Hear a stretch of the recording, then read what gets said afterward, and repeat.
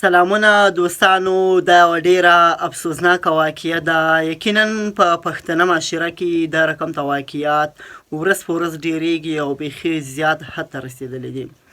یو ورور خپله خور د شک په بنیاد باندې وژلې ده، بیا په بوجۍ کې اچولې ده او یو ځای کې غورځولې ده. نو پولیسو هغه ریسیف کړې ده. ایس ایچ او صاحب څه وایي؟ نو دغه ویډیو راسره وګورئ. دا ویډیو مه سکیپ کوئ، ډیره افسوسناکه ویډیو ده. نو په پښتنه معاشره کې نن سبا دا رقم ته چمونه، یعنې دا رقم ته واقعیات بیخي زیات کیږي. نو الله پاک دې په پښتنو باندې رحم وکړي چې اخر ولې خپلې خویندې میندې ډېرې په بېدردي سره مړې کوي، په بېدردي سره وژني. نو دوستانو دغه ویډیو راسره وګورئ، د دوی له خولې نه به واورو د دوی د کورنۍ کوم معلومات یې ته ورکړي دي، او آیا ملزم گرفتار سوی دی که نه دی گرفتار سوی. نو راځئ دغه ویډیو راسره وګورئ.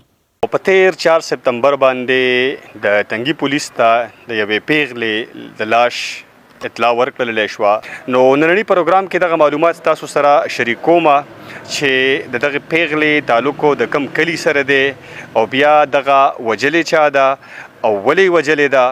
نو په دغه کې پولیس خپل انویسټیګیشن کمپلیټ کړی دی، ملزم د هغوی په حراست کې دی او دا وخت موجود یم د تنګي په پولیس سټیشن کې. مخکې به ځمه د انکوایري افسر سره به خبرې کوم او دغه پوره چې څومره ډیټیلز دي دغه به ستاسو مخې ته راوړم. موږ سره اوسئ. قدرمنو کتونکو، دا وخت ما سره د تنګي پولیس سټیشن انکوایري افسر منیر خان موجود دی. دوی په دغه کیس کې په خپله باندې انکوایري کړې ده. مزید تفصیل د دوی نه اورو. سر ستاسو د وخت ډېره زیاته مننه کوم. د ټولو نه اول خو راته ده ووایئ چې 4 سپتمبرو څه وختو چې تاسو ته اطلاع وشوه چې یوه پیغله ده د هغې لاش په بوجۍ کې بند دی او د اوبو په غاړه باندې پروت دی. بسم الله الرحمن الرحیم. سنګر بھائی ستاسو د راتلو ډېره مننه چې تاسو ورالي او زمونږ سره هم دغه شریک کړو. دا 4 سپتمبر د ماښام ټایم و چې زمونږ پولیس ته اطلاع میلاو شوه چې دغلته پنیر کې یو بوری کې یو ناش پروت دی. زمونږ عبید خان تانیدار لاړو، د هغه ځای نه اوچت کړ او هغې هسپتال ته یوړو. په هسپتال کې هغې له کاغذونه برابر کړل او د هغې پوسټمارټم وشو. دا زنانه وه چې پوسټمارټم یې وشو، د دې مرګ معلوم شو چې یاره د دې مرۍ چا دباو کړې ده او د هغې نه د دې مرګ واقع شوی دی. دا راته ووایئ چې تاسو ته اطلاع وشوه، لاش تاسو ریسیف کو، لاش ته چا و؟ معلوم و نامعلوم و؟ په هغه ټایم سره خدا نامعلوم و. بیا چې د دې موږ مشتهري وکړه نو د دې وارثان معلوم شو.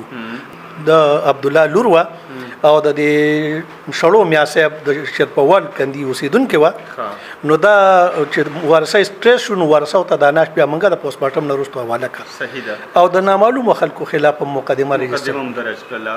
منیر صاحب، دې کې یو بنیادي سوال دا پیدا کیږي چې دا لاش په دغه ځای کې پروت و، نو دا جینۍ تاسو انکوایري کړې ده، جینۍ مړه شوې کله ده او لاش تاسو کله موندلی دی؟ دا خو چې کله موږ دا ملزم ونیو نو دا لاش تقریبا د هغه د وینا مطابق دا یو 24 غنټې بعد موږ ته میلاو شوی دی. 24 غنټې بعد د په 3 سپتمبر باندې ماښام دا وجلې ده. د په 3 سپتمبر باندې ماښام دا وجلې ده او لاش موږ ته بیا په 4 سپتمبر باندې میلاو شو. ښه، دا راته ووایئ چې تاسو په خپلو خبرو کې واضح کړل په لاسو باندې د مرۍ زور کړې ده، هغې سره یې وجلې ده. د بیا په بوجۍ کې ولې اچولې ده او بیا یې غورځولې چېرته ده؟ د جرم د پټېدو کوشش کو چې یاره زما دا جرم پټ شي او دا چاته ښکاره نه شي. نو په دې وجه باندې په بوجۍ کې اچولې ده او په چنګچۍ کې وړې ده او په نیر کې غورځولې ده. صحیح ده. ښه، دا راته ووایئ چې دا د ده څه وه چې د وجلې م ده بیا په بوجۍ کې م اچول؟ دا د ده حقیقي خور ده، خپله خور ده. دا د ده خپله خور ده او په دې وجه باندې دغه کړې د وجلې ده چې یاره د ده د دې په کردار باندې دغه شک و چې یاره دا غلطه ده. نو په دې وجه باندې د وجلې ده بقول د ده ملزم هم دا وایي چې یاره د دې په کردار زما شک و، نو په دې وجه باندې د عزت په نوم مرګ دی. د عزت په نوم باندې وجلې. منیر صاحب، ستاسو هم تجربه ده، د دې معاشرې پیداوار یې، موږ هم د دې معاشرې پیداوار یو. په دې کې چې خلک د عزت په نوم باندې مرګ کوي، په ښکاره باندې یو کې ډزې وکړي، دا څنګه غیرت دی چې د سړی د خپله خور ووژله، په تیاره کې یې ووژله، بیا یې وړله په بوجۍ کې یې بنده کړله؟ څه وجه وه؟ دا غیرت دی او که څه دي؟ دا خو د دې خبرې دا وضاحت موږ ته وکړو چې یاره دا زما خور وه او ما ته به لکه چې دا د دې حالاتو نه به زه خبرېدم نو دا به په هغه سات باندې به زه د دې دغه حالاتو د خبرېدو نه مړ کېدم. نو به زما په دې خپله خور باندې وس کېده او نوره مې غریبي وه، د نورو خلکو د دشمنو مې توان نه لره نو به دا خور چې کومه ده نو ما دغه کړې ده وجلې ده په دې نوم باندې. صحیح ده. ښه درته ووایي چې د مقتول عمر څونه دی؟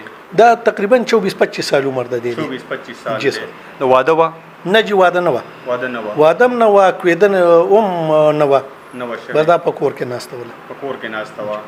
ښه دا راته ووایي چې بیا تاسو کله لاش راوچت که د دغه ځای نه د لاش په چېرته په پټي کې غورځولی دی، په اوبو کې غورځولی دی؟ که په اوبو کې غورځولی وي نو بیا اوبو د لاش ته یو ځای نه بل ځای پورې څونه فاصله کې وړی دی؟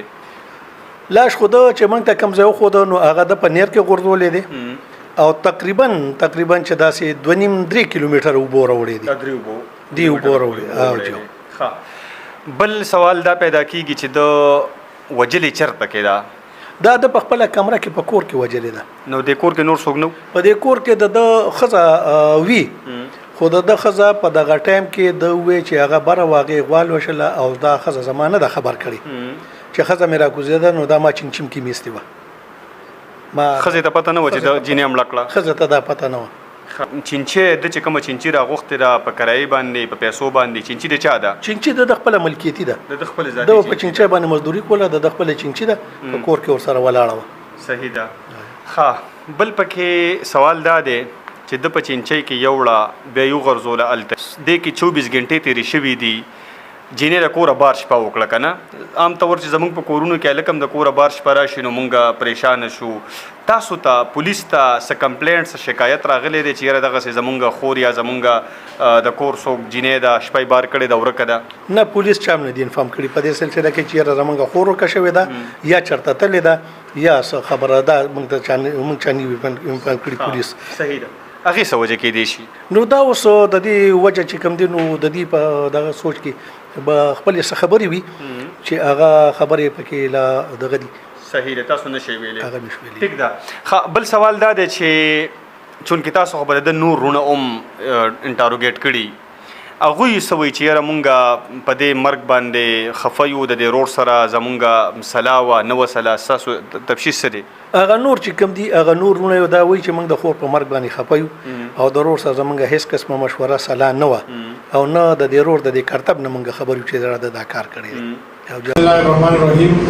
خدا په مور 4/9/2025 باندې موږ ته یو بولیبال لاس ملو شو پر شلو ریاست نه کې اطلاع شو پولیس لاړل هغه ناشې راواغشته یو چنډې کله نیم نه هسپتال ته یوړ.